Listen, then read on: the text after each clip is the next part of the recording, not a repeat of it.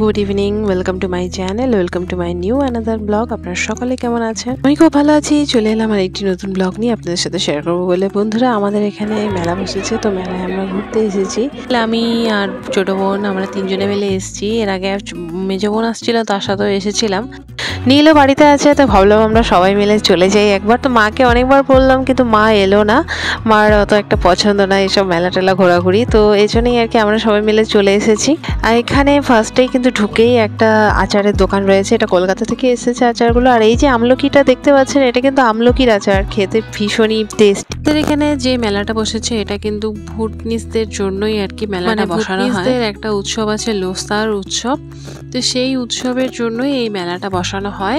আমাদের এখানে দুবার মেলা বসে, সেটা হচ্ছে একটা বিশ্বকর্মা পুজোর সময় আর এই যে একটা এই সময়টায়। মেলায় ঘুরতে কেই না ভালোবাসে। আর আমাদের এখানে ডুয়ার্সে কিন্তু প্রায় মেলা হয়ে থাকে, যেমন ডুয়ার্স মেলা, আর হচ্ছে রাস মেলা, কালী পুজোর মেলা, এরকম অনেক বড় বড় মেলাই হয়ে থাকে।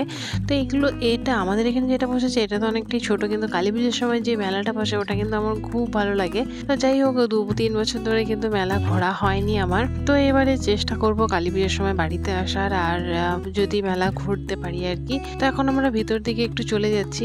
গতবার মানে এর আগে একবার মেলা বসেছিল, তখন আমরা বাড়িতে ছিলাম। আমরা ঠিক 3 জন মিলেই গিয়েছিলাম।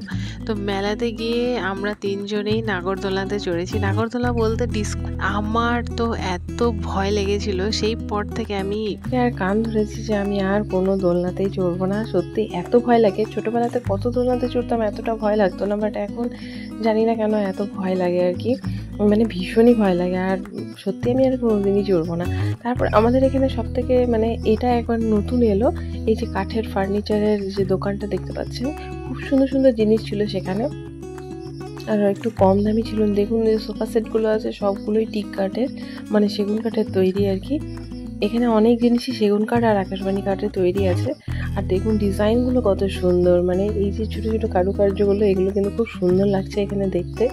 তো এগুলো একটু দাম বেশি ছিল, বাট মানে মেলার এই দোকানটা খুব ভালো লেগেছিল এই জিনিসগুলো। তো বাড়ি যদি খুব কাছে হতো, মানে আমার শ্বশুরবাড়ি, তাহলে আমি সোফা সেটটা নিয়ে নিতাম নীলকে, কারণ আমার শ্বশুরবাড়ির ওখানে কাঠের ফার্নিচারের দাম অনেক বেশি। আমার তো ভীষণ পছন্দ হয়েছিল এই সোফা সেটগুলো, এত সুন্দর ডিজাইন কি বলবো। আর তার মধ্যে এখানে কিছু কিছু জিনিসগুলো ছিল এত সুন্দর, মানে ছোটখাটো জিনিসগুলো কাঠের তৈরি এত সুন্দর ছিল। অনেক কিছুর অফার দিয়েছিল, কাপড় জামা, তারপরে হচ্ছে ব্যাগ, এগুলোর অনেক কিছু অফারেই দিচ্ছিল আমাদের এখানকার মেলাতে। মানে আমাদের বাড়ির কাছে যেই মেলাটা হচ্ছে আর কি, সেই মেলাতে কিন্তু জিনিসপত্রের দাম খুবই বেশি আমার মনে হয়েছে অন্যান্য সব মেলার তুলনায়। কারণ জানি না এখানকার মেলার কেন এত দাম বেশি। কিছু কিছু জিনিস এত এক্সপেন্সিভ যেগুলো অন্যান্য মেলায় অনেক কম দামেই পাওয়া যায়। তো আমার কিন্তু এই ফুলগুলো ভীষণই পছন্দ হয়েছিল, কিন্তু এরা এত দাম যাচ্ছিল যে নেওয়ার মতো নয়। অবশ্য বোনকে বলেছিলাম, তো সে তাদের ওখানকার মেলা থেকে আমার জন্য ফুল কিনে রেখেছিল, আর সেটা আমি বাড়িতে নিয়ে গেছি। তো ভাবছিলাম যে এখান থেকে নেব।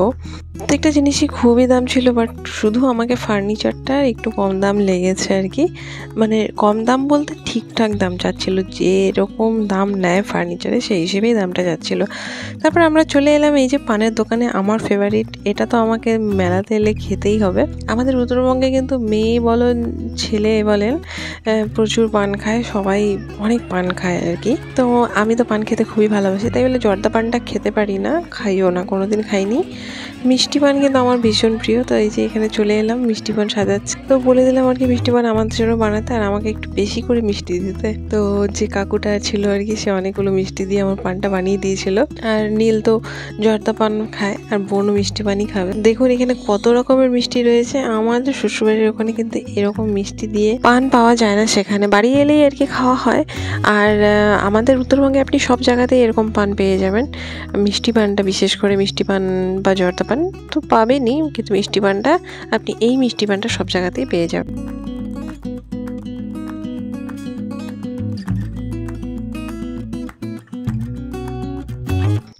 তো এই যে চলে এলাম এখন খাবারের দোকানে। ছোট বোন কি খাবে, আর আমি আর নীল তো কিছুই খাবো না, এসব আর কি অত একটা খাওয়ার ইচ্ছে নেই।